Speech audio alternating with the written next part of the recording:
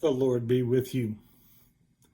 In 1193, the English King Richard I, also known as Richard the Lionheart, was returning from leading a crusade in the Holy Land. As he returned through Europe, Leopold V captured him in Austria. The Holy Roman Emperor demanded a ransom for Richard's release. The price was to be 150,000 marks, equal to 3 tons of silver. This was an enormous ransom demand. But the people of England loved their king so much that they submitted to extra taxation, and many nobles donated their entire fortunes for Richard's release.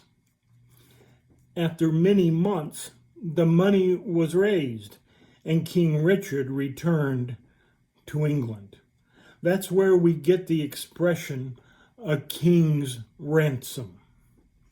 In another story that came from the Crusades, Norman Lord Grimbald de Montfort was captured by the Saracens. When asked the ransom price for his release, the Turkish prince demanded the severed hand of de Montfort's young bride, Eleanor. In a tremendous act of sacrifice and courage, Lady Eleanor complied and had her left hand amputated and sent to ransom her husband.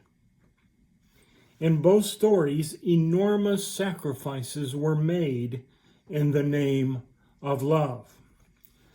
1 Timothy 2:6 says, Jesus gave himself as a ransom for many. A sacrifice willingly made in the name of love.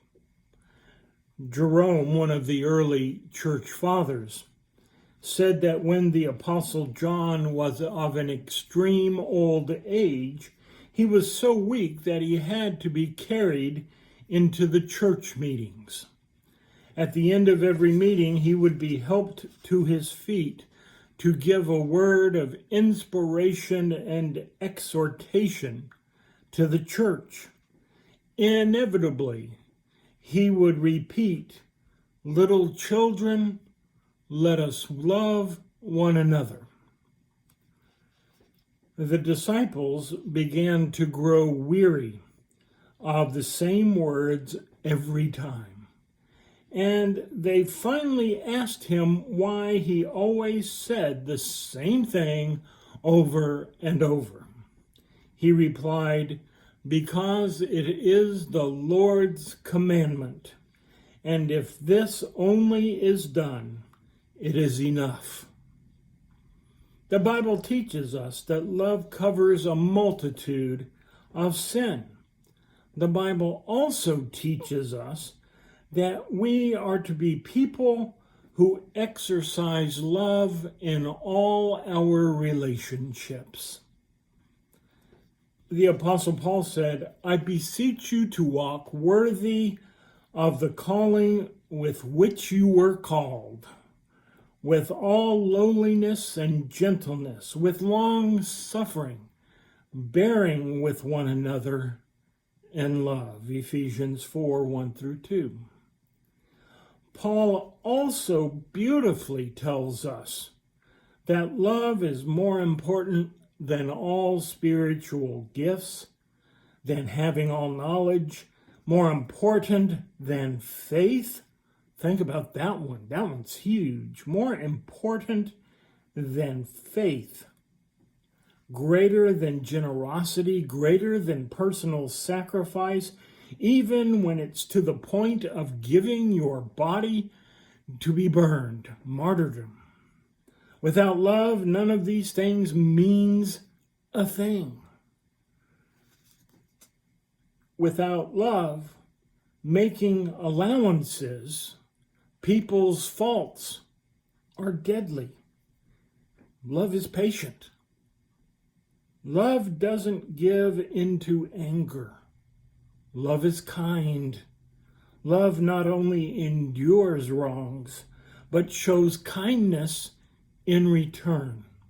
Love doesn't seek advantages, possessions, or gain. Love remains content. Love doesn't show off or brag. It doesn't seek praise or applause. Love isn't prideful or arrogant. Love is humble. Love isn't rude or ill-mannered or discourteous. Love doesn't seek its own interests. Instead, love serves. Love is not easily offended and is not quick to become resentful.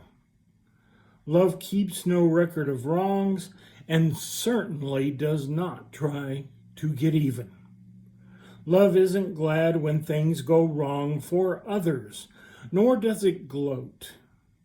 Rather, love is broken-hearted at another's downfall. Love doesn't retaliate, and it doesn't give into despair. In 2012, a father looked on as his 7-year-old son was baptized at Lake Tahoe. With tears streaming down his face, he watched as his son walked into the water, as his son was put under the water, as his son was lifted out of the water. When his son returned to his side, this father excitedly asked his son, "Do you feel any different?" "Yeah, Dad, I do. Now I have water up my nose." We have pledged our lives to Jesus Christ. We have claimed his love for us. We have been baptized in God's love for us. Do you feel any different? When it comes to God's love, don't let water up your nose be the only change in your life, because God paid a King of Kings ransom for you. Amen.